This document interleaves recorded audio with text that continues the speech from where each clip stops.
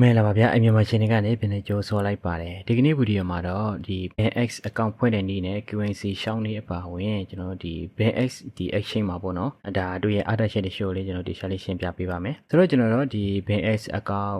ဖွင့်ဖို့အတွက်ဒီတော့ပေးထားတဲ့ link ကနေပဲဖြစ်ဖြစ်ဒါမှမဟုတ်ဒီ app ကို download ဆွဲပြီးတော့ပဲဖြစ်ဖြစ်ပေါ့နော်ကျွန်တော်တို့ဝင်လိုက်မယ်ဆိုတော့ကျွန်တော်မှာတော့ဒါဒီ app ကိုဒါ download ဆွဲပြီးသားပေါ့နော်ဆိုတော့ကျွန်တော်တို့ဒီ app ကိုကျွန်တော်ဖွင့်လိုက်ပါမယ်ဝင်လိုက်ပြီးတဲ့နေ့ကျွန်တော်တို့ဒီလိုမျိုးပုံစံမျိုးဒါပေါ်လာမယ်ပေါ့နော်ပေါ်လာရင်ကျွန်တော်တို့ဒီမှာ sync app ကိုနှိုက်လိုက်မယ်နှိုက်လိုက်ပြီးတဲ့နေ့ကျွန်တော်ဒီနေရာမှာ email နဲ့လားဖုန်းနံပါတ်နဲ့လားပေါ့နော်ကျွန်တော်တို့အများအားဖြင့်ဒါ email နဲ့ပဲလောက်ပါတယ်ဆိုတော့ကျွန်တော်တို့ဒီမှာကျွန်တော်တို့ရဲ့ဒီ account ဖွင့်မဲ့ email ကိုထည့်လိုက်မယ်ပြီးရင်ဒီ password ကိုလည်းကျွန်တော်တို့တတ်မှတ်လိုက်မယ်ပေါ့နော် password ကတော့ကျွန်တော်တို့ဒါရှစ်လုံးကနေအလုံးတုံးစီထိထားလို့ရတယ်ပေါ့နော်ပြီးရင်ကျွန်တော်တို့ဒီအခရာတွေနံပါတ်တွေထည့်လိုက်မယ်ဆိုတော့ဒါကျွန်တော်တို့ဒီအခရာရောဒါ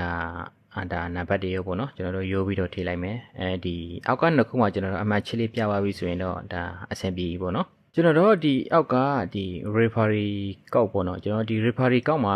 ပြောမယ်ဆိုရင်တော့ဒါမထည့်လေးရတယ်ထည့်လေးရတယ်တကယ်လို့ဒီကိုကဒီ BNS ဒီ action ကိုအသုံးပြုပြီးတော့ဒါ crypto တွေကိုဒီဒါtrade မယ်ပေါ့နော်ဒီ sport trader တွေပဲဖြစ်ဖြစ်ဒါ future trader တွေပဲဖြစ်ဖြစ်ပေါ့နော်အဲ့လိုမျိုးကျွန်တော်တို့ trade မယ်ဆိုရင်ဒီအခုကျွန်တော်ရှာပေးထားတဲ့ဒီကောင်းနံပါတ်ကိုတုံးပြီးတော့တကယ်လို့ဖွင့်လိုက်မယ်ဆိုရင်ပေါ့နော်ဒါကိုတုံးတဲ့ဒီ trade တဲ့ပေါ့နော် trading fee တွေပေါ့နော်ဥပမာ sport ပဲဖြစ်ဖြစ်ကျွန်တော်တို့ဒါ future ပဲဖြစ်ဖြစ်အဲ့ဒီကျွန်တော်တို့ပေးရတဲ့ဒီ fee တွေကိုပေါ့နော်ဥပမာဆိုကြပါစို့ကျွန်တော်တို့ကျွန်တော်တို့ trader များလို့ကျွန်တော်ဒီဒေါ်လာ100ကိုစီယာပေးရမယ်ဆိုရင် trading fee အဲ့လောက်ထိကျွန်တော်တို့ကြောက်ရမယ်ဆိုရင်ပေါ့နော်ဒီ10%ခိုင်နှုန်းဖြစ်တယ်ကျွန်တော်တို့ဒေါ်လာ10ကိုကျွန်တော်ပြန်ရမှာဖြစ်တယ်ပေါ့နော်ကျွန်တော်ကဒီမှာဒီကောက်လေးကိုတကယ်လို့မဖွင့်ဘူးဆိုရင်တော့ကျွန်တော်တို့ဒီ100ကျရင်လည်းကျွန်တော်တို့ဒါ100ပေးရမယ်ပေါ့နော်တကယ်လို့ဒီကောက်ကိုတုံးပြီးတော့ကျွန်တော်တို့အကောင့်ဖွင့်မယ်ဆိုရင်ဒါ10%ကိုပေါ့နော်ကိုယ့်ရဲ့စုစုပေါင်းကြာတဲ့ငွေရဲ့ဒါ10%ကိုဒါပြန်ရမှာဖြစ်ပါတယ် support ပဲဖြစ်ဖြစ်ဒါဖြူရှာပဲဖြစ်ဖြစ်ပေါ့နော်ဆိုတော့ဒီကောက်နံပါတ်ကိုထိပြီးတော့ဖွင့်မယ်ဆိုရင်ဖွင့်လို့ရပါတယ်ကျွန်တော်ဒီ referee ကောက်မှာကျွန်တော်ရှာပေးထားတဲ့ကောက်နံပါတ်ကိုထိပေးလိုက်ပါ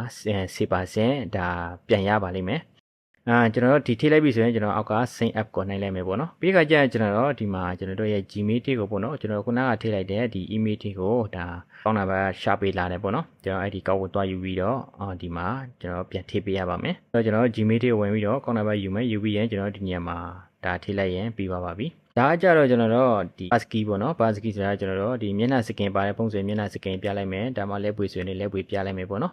ကျွန်တော်အဲ့လိုမျိုးလောက်တာဖြစ်ပါတယ်အဲ့ဒီညမှာလေးပဲကျွန်တော်ဒီမှာကျွန်တော်ဒီဖုန်းမှာ facing ဒီပါရဲ့ facing ဒီကိုကျွန်တော်တို့ set up လောက်လိုက်မယ်ပေါ့နော်ပြီးသွားပြီဆိုရင်တော့ကျွန်တော်တို့ဒါအကောက်ဖွင့်လို့ပြီးသွားပြီပေါ့နော်ပြီးခါကျရင်ကျွန်တော်တို့ဒါ KYC တင်ရတော့မယ်ပေါ့လေဆိုတော့ဒီညမှာကျွန်တော်ဒီ verify now ဆိုတဲ့ဟာလေးကိုနှိပ်ပြီးတော့ကျွန်တော်တို့ KYC တင်ကြရအောင်ကျွန်တော်ဒီနေရာမှာ verify now ကိုနှိုက်လိုက်ပါမယ်ကျွန်တော် KYC တင်တဲ့ခါမှာပေါ့နော်ကျွန်တော်တို့ဒီမှာနှစ်မျိုးရှိပါတယ် basic verification နဲ့ဒီ advanced verification ပေါ့နော်ဒီ basic ကကြတော့ကျွန်တော်တို့ဒီ daily deposit limit ပေါ့နော်ကျွန်တော် USDT ကျွန်တော်တို့9000အထိပေါ့နော်ကျွန်တော်တို့ဒီမှာတွင်းလို့ရတယ်ကျွန်တော်တို့လစဉ်နဲ့ဆိုရင်တော့9000ပေါ့နော်ဒီကျွန်တော်တို့ပြန်ထောက်မဲ့ဆိုရင်ဒီ daily withdrawal limit ကကြတော့ကျွန်တော်တို့ USDT 2000ပေါ့နော်1000ထိကျွန်တော်တို့ရတယ်ပြီးရင်ကျရင်ကျွန်တော်တို့ဒီမှာ trade လို့ရတယ်ပေါ့နော် support တော့ဒီ future တွေပဲဖြစ်ဖြစ် trade လို့ရတယ်ဒါတခုမရတာကြတော့ကျွန်တော်တို့ဒီမှာကျွန်တော်တို့ P2P ကနေတိုက်ရိုက်ဝယ်တော့မရဘူးပေါ့နော် basic verification ကကျွန်တော်တို့ P2P ကနေတိုက်ရိုက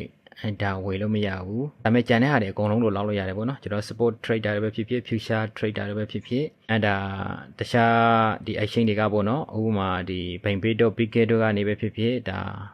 ါဒီ crypto တွေတွင်းတာပဲဖြစ်ဖြစ်ဒါမှမဟုတ်ဒီကနေအဲ့ဒီတခြား exchange တွေကိုပြန်ထောက်တာပဲဖြစ်ဖြစ်ပေါ့နော်ကြိုက်တာတော့အကုန်လောက်လို့ရတယ်လောက်လို့မရတာတခုကတော့ကျွန်တော်တို့ P2P ကနေဒါကိုယ့်ရဲ့ပတ်စံနဲ့ဓာတ်ရိုက် crypto တွေကိုဝယ်လို့မရတာလေးတခုပဲပေါ့နော်ကျွန်တော်တို့ဒီအောက်ကဒီ advanced verification ကကြတော့ဒါ daily deposit limit မှာကြတော့ကျွန်တော် unlimited ဖြစ်ပါတယ်ကြိုက်တဲ့လောက်ထည့်ပေါ့နော်တရက်တာဒီလစဉ်အတွက်လည်းကျွန်တော်တို့ကြိုက်တဲ့လောက်ထည့်လို့ရတယ်နေ့စဉ်အတွက်လည်းကျွန်တော်တို့ကြိုက်တဲ့လောက်ထည့်လို့ရတယ်ဒီ withdrawal limit ကကြလည်းကျွန်တော်တို့ဒီမှာ5 million တောင်ပေါ့နော်ကျွန်တော်တို့အများကြီးရတယ်ပြီးရင် trade လို့ရတယ်ပြီးရင် P2P လည်းဒါသုံးလို့ရတယ်ပေါ့နော်အဲ့တော့ကျွန်တော်တို့ဒီမှာ basic verification ကတော်တော်လေးကိုလွယ်ပါတယ်ဒီအောက်ကဒီ advanced verification ကကျွန်တော်တို့ ခက်တယ်ပေါ့နော်ခက်တယ်ဆိုကျွန်တော်တို့ဒီမြန်မာနိုင်ငံတားတို့များများကြတော့ကျွန်တော်တို့ဒါရမှာမဟုတ်ဘူးပေါ့နော်ဘာဖြစ်လို့ဆိုတော့ဒီ verification တင်လို့ရတဲ့နိုင်ငံတွေထဲမှာမြန်မာနိုင်ငံတာမှမပါဘူးကျွန်တော်တို့ဒီထိုင်းမှာနေတဲ့လူတွေတောင်မှပေါ့နော်ဒီ passport တွေနဲ့ဖြစ်ဖြစ်တခြားတွေနဲ့ဖြစ်ဖြစ်သုံးလို့မရဘူးဘာဖြစ်ဆိုတော့ဥပမာထိုင်းနိုင်ငံကိုရွေးလိုက်ရင်သူကထိုင်းနိုင်ငံရဲ့ဒါအစိုးရကထောက်ပေးထားတဲ့ passport ဒါမှမဟုတ်သူတို့ရဲ့နိုင်ငံတာကတ်တွေနဲ့ပဲရတယ်ပေါ့နော်တခြားကျွန်တော်တို့တခြားဒီ passport တွေနဲ့မရဘူးဆိုတော့ဒီ advanced verification ကိုပေါ့နော်တင်ကြည့်ရတဲ့လောက်ကျွန်တော်ပထမဦးဆက်ချင်းဒီ advanced verification ကိုတင်ပါတယ်ဘယ်လိုနည်းနဲ့မှတင်လို့မရဘူးပေါ့နော်နိုင်ငံကိုကြည့်လိုက်ပြန်ရင်မြန်မာနိုင်ငံမရှိဘူးဆိုတော့မြန်မာ passport နဲ့လည်းမရပြန်ဘူးကျွန်တော်တို့ဒီထိုင်းမှာနေတဲ့လူတွေရဲ့ဒီမြတ်တဲ့ဖက်ရကြတဲ့ဒီပန်းရောင်ကတ်တော့ဘာတော့နဲ့ပေါ့နော်ရမလားဆိုပြီးတော့ကျွန်တော်ဒီထိုင်းနိုင်ငံကိုရွေးပြီးတော့ဒီ ID ကိုရွေးပြီးတော့အဲ့ဒီပန်းရောင်ကတ်နဲ့တင်လိုက်ပြန်လေးပဲဒါမရဘူးပေါ့နော်ဆိုတော့ဒုတိယဒီထိုင်းနိုင်ငံရွေးလိုက်ရဲ့ထိုင်းနိုင်ငံတားရဲ့ဒီမှတ်ပုံတင်နဲ့ပဲရမယ်ဆိုတဲ့တပိုးပို့လေဒါမှရဲ့သူတို့ဒီအစိုးရကထောက်ပေးထားတဲ့ဒီpassport နဲ့ပဲရမယ်ဆိုတဲ့တပိုးပေါ့နော်ဒါမဲ့ကျွန်တော်တို့ဒီမှာရတာတခုကတော့ကျွန်တော်တို့ဒီအပေါ်က basic verification ပေါ့နော်ဆိုတော့အဲ့ဒါကတော့ကျွန်တော်တို့လူလေးနဲ့လောက်လို့ရပါတယ်။ရှားနိုင်ငံရောက်နေတဲ့ကျွန်တော်ဒီညီကောင်မောင်နှမတွေလေးစမ်းကြည့်မယ်ဆိုတော့စမ်းကြည့်ပါတော့ကျွန်တော်ထိုင်းနိုင်ငံကနေဖွင့်လာတော့ဒါဘလိုနည်းနဲ့မှမရဘူး။ဒီ ID card နဲ့လည်းမရဘူး passport နဲ့လည်းမရဘူးပေါ့နော်။ဆိုတော့ကျွန်တော်ကတော့ဒီ advanced verification ကိုဒါဖွင့်လို့မရတဲ့အတွက်ဖွင့်လို့မရခဲ့ဘူးပေါ့နော်။ဒီအပေါ်ကဒီ basic verification ကိုပဲကျွန်တော်ဒါဆက်ပြီးတော့ဖွင့်ပြပါမယ်။ကျွန်တော်တို့ basic verification ကိုဒါတင်ဖို့အတွက်ကျွန်တော်တို့ဒီverify now ကိုကျွန်တော်နှိုင်းလိုက်မယ်ပေါ့နော်နှိုင်းလိုက်ပြီးတဲ့ကျွန်တော်ဒီမှာ basic verification ဆိုပြီးတော့ဒီနေထိုင်တဲ့နိုင်ငံတွေဒါပေါ်လာပြီပေါ့လေအဲ့တော့ဒီနေရာမှာကျွန်တော်ကတော့ nationality ကိုကျွန်တော်ကဒီမှာထိုင်းနိုင်ငံတားတော့မဟုတ်ဘူးဗျာဒါပေမဲ့ကျွန်တော်ထိုင်းနိုင်ငံမှာနေတာဖြစ်တဲ့အတွက်ဒီထိုင်းကိုရွေးလိုက်တယ်ပြီးရင်ကျွန်တော်ဒီနေရာမှာဒီ ID card လေးရွေးလို့ရတယ်ပေါ့နော်တခြားတွေလည်းဒါကြိုက်တာရွေးပေါ့နော်ကျွန်တော် passport ပဲဖြစ်ဖြစ်တခြားပဲဖြစ်ဖြစ်ကျွန်တော်ဒီမှာတော့ဒီ residence permit ဆိုတဲ့ဟာလေးကိုကျွန်တော်ရွေးလိုက်ပါမယ်ရွေးပြီးတော့ကျွန်တော်တင်ကြည့်မယ်ပေါ့နော်ဆိုတော့အဲ့ဒီကောင်ကိုရွေးလိုက်မယ်ရွေးပြီးရင်ကျွန်တော်တို့ဒီမှာ last name first name ပေါ့နော်ဒီနေရာမှာကျွန်တော်တို့တတိထားမှာကဒီကျွန်တော်တို့ပုံမှန်အပြင်ဒီ first name last name ပေါ့နော်ပထမနာမည်နှလုံးကိုကျွန်တော်အရင်နာမည်နောက်နာမည်ဆိုပြီးတော့ထည့်ရတယ်အခုကသူကပြောင်းပြန်ပေါ့နော်ဒီ last name ရယ် first name ရယ်ဆိုပြီးတော့ကျွန်တော်တို့နောက်ဆုံးနာမည်ကရှေ့မှာဒီပထမနာမည်ကနောက်မှာပေါ့နော်အဲ့လိုတွေဖြစ်နေတယ်အဲကြောင့်မလို့ကျွန်တော်တို့နာမည်ကိုပြောင်းပြန်ထည့်လိုက်မယ်ကျွန်တော်ရဲ့ဒီနောက်ဆုံးနာမည်ကိုရှေ့မှာဒီ last name မှာထားလိုက်မယ် first name မှာဒီရှေ့ကနာမည်ကိုထားပြီးတော့အဲ့လိုရေးလိုက်မယ်ပေါ့နော်ပြီးရင်ကျွန်တော်တို့ ID number မှာကျတော့ဒီကျွန်တော်ကတော့ဒီဘိုင်းအောင်ကတ်တွေကနံပါတ်ကိုပေါ့နော်ကျွန်တော်နှိုက်ထည့်လိုက်တယ်ကျွန်တော်ဒီထိုင်းနိုင်ငံမှာနေတဲ့လူတွေကြာရင်ဒီဘိုင်းအောင်ကတ်ကနံပါတ်ရှိတယ်ဗျာကျွန်တော်အဲ့ဒီဟာလေးကိုကျွန်တော်အပြည့်စုံနှိုက်ထည့်လိုက်တယ်ပေါ့နော်ရမလားမရဘူးလားကျွန်တော်စမ်းကြည့်တဲ့တပိုးပေါ့နော်ဒီခါကျရင်တော့ကျွန်တော်တို့အောက်ကဒီ title bag ပေါ့နော်ကျွန်တော်ရဲ့ဒီမွေးနေ့ ticket ကိုကျွန်တော်အဲ့ဒီကျွန်တော်ရဲ့ ID မှာပါတဲ့မွေးနေ့ ticket ရဲ့အတိုင်းကျွန်တော်တို့အမှန်လေးရွေးပြီးတော့ကျွန်တော်ထည့်လိုက်ပါမယ်ပြီးတော့ကျွန်တော်တို့အောင်းသားလေးကဒီ complete ဆိုတဲ့ဟာလေးကိုကျွန်တော်တစ်ချက်နှိုက်ကြည့်ပါမယ်ရလားမရဘူးလားပေါ့နော်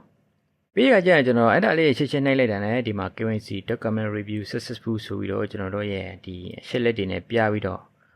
့ဒါ success ဖြစ်သွားတယ်ပေါ့နော်လုံးဝအောင်သွားတယ်ပေါ့နော်ဆိုတော့ဒါကဒီ basic verification ကတော်တော်လေးကိုလွယ်တယ်ပေါ့နော် advanced verification ကကြတော့ကျွန်တော်တို့ဘယ်လိုနည်းနဲ့မှတင်လို့မရဘူးဆိုတော့ကကြရင်ကျွန်တော်တင်တာပေါ့နော်ကျွန်တော်တင်တာကတော့ဘယ်လိုနည်းနဲ့မှတင်လို့မရဘူးဒီ basic verification ကကြတော့ကျွန်တော်တော်တော်လေးကိုလွယ်ပါတယ်ဆိုတော့မြန်မာနိုင်ငံမှာနေတဲ့လူတွေပဲဖြစ်ဖြစ်ဒါမြန်မာနိုင်ငံမှာနေတဲ့လူတွေလေးဒါတခြားနိုင်ငံရဲ့ဒါတခြားနိုင်ငံတစ်ခုကိုရွေးပြီးတော့ဒီလိုမျိုး basic verification တင်ကြည့်ကြည့်ပေါ့နော်မြန်မာနိုင်ငံကတော့ရွေးလို့မရဘူးဘာလို့လဲဆိုတော့မြန်မာနိုင်ငံမှာမပါဘူးကိုဆိုတော့ကကြရင်ကျွန်တော်တခြားနိုင်ငံကိုရွေးပြီးတော့စမ်းကြည့်ကြည့်ပေါ့နော်တခြားဒီကျွန်တော်ကြည့်ရတဲ့လောက်ဒီ YouTube မှာလေးပဲတချို့တွေလောက်တာကြတော့ဒီနော် VPN တွေခံပြီးတော့တခြားနိုင်ငံကိုရွေးပြီးတော့အဲ့လိုမျိုးလောက်ကြတာတွေလေးတွေ့ရတယ်ပေါ့နော်ဘယ်လိုပဲဖြစ်ဖြစ်ကြီးလောက်ကြည့်ပါဒီ basic verification ကတော့တော်တော်လေးကိုလွယ်ပါတယ်ဒီ basic verification ရပြီဆိုတာနဲ့ကျွန်တော်တို့ဒီဂျန်နာအကုန်လုံးလောက်လို့ရပြီပေါ့နော်အမှကျွန်တော်တို့ trader တွေလေးလောက်လို့ရပြီဒီ crypto တွေကိုအလွှဲပြောင်းလေးလောက်လို့ရပြီဒီလောက်လို့မရတာလေးတစ်ခုကကြတော့ကျွန်တော်တို့ P2P ကနေကျွန်တော်လိုချင်တဲ့ coin တွေကိုတိုက်ရိုက်ဝေလို့မရတာလေးတစ်ခုပဲပေါ့နော်ကျွန်တော်ဒီမှာတိုက်ရိုက်ဝေလို့မရတာဖြစ်တဲ့အတွက်ကျွန်တော်ဒီ Bybit တို့တခြားBiget တို့ပေါ့နော်တခြား MIC တို့တခြားဒီ exchange တွေကနေကျွန်တော်ဒီကျွန်တော်ရဲ့ဒီ USDT တွေကိုကျွန်တော်အလွှဲပြောင်းလောက်ကြည့်တယ်ပေါ့နော်ရတယ်တော်တော်လေးကိုလေးမြန်ပါတယ်ပြီးရင်ကျွန်တော်တို့ဒီရပါပြီဆိုရင်ကျွန်တော်ဒီ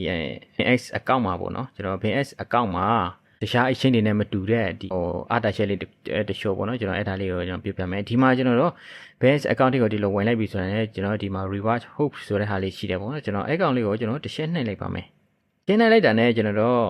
ဒီလိုမျိုးပို့ပါမယ်ဒီလိုမျိုးပို့ရင်ကျွန်တော်တို့အပေါ်မှာဒီနေရာမှာဒီ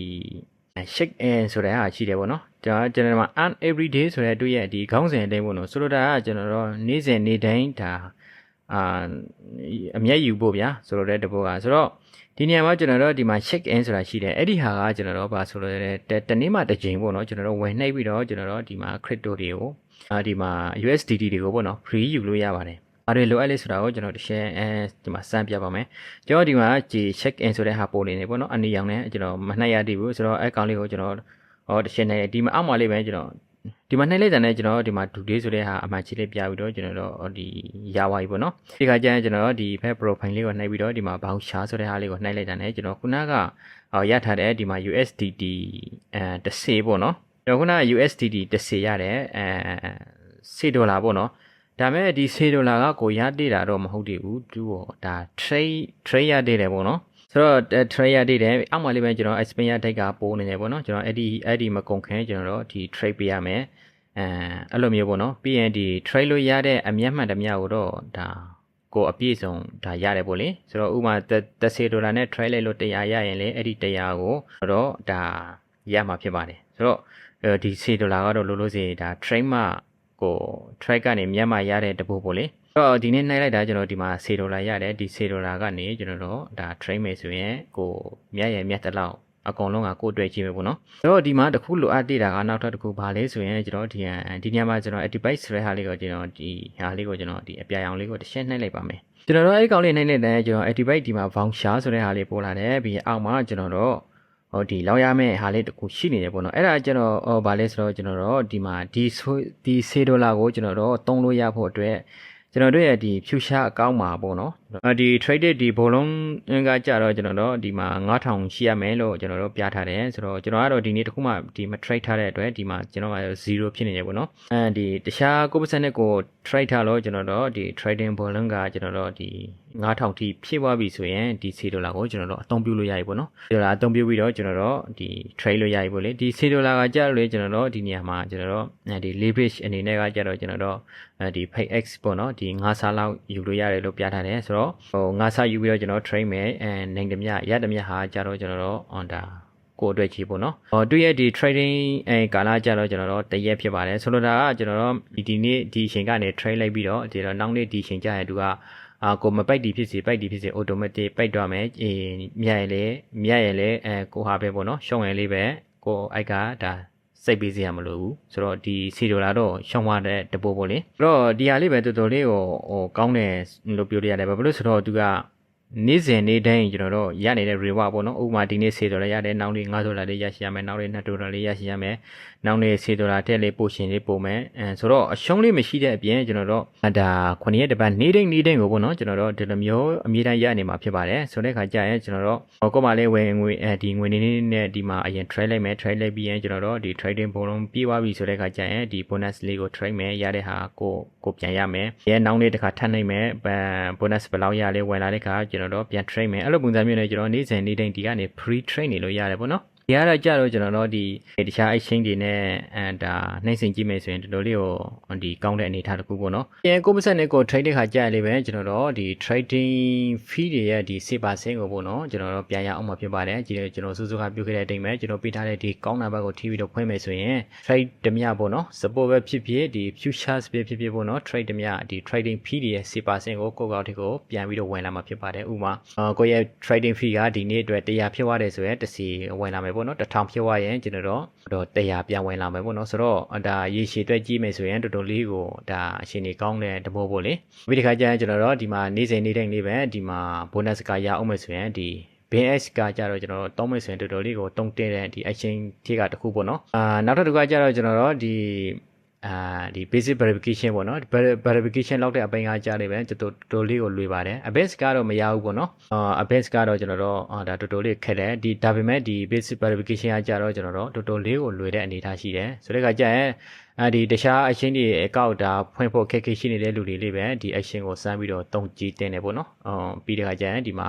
bonus လေးတွေယူမယ်ပြီးရင်ကို trade တဲ့ဒီ trading fee တွေလေးပြန်ရအောင်မယ်ဆိုတော့တော်တော်လေးကိုဒါအဆင်ပြေတဲ့ဒါ action တစ်ခုလို့ပြောလို့ရပါတယ်ဟုတ်ကဲ့ဒီဗီဒီယိုကတော့ဒီလောက်ပဲဗျာကျေးဇူးကြတဲ့တယောက်ရှင်းစီတဲ့ကိုကျေးဇူးတူတင်ရှိပါတယ်နောက်ဗီဒီယိုမှာပြန်ဆုံတွေ့ကြရအောင်ပါ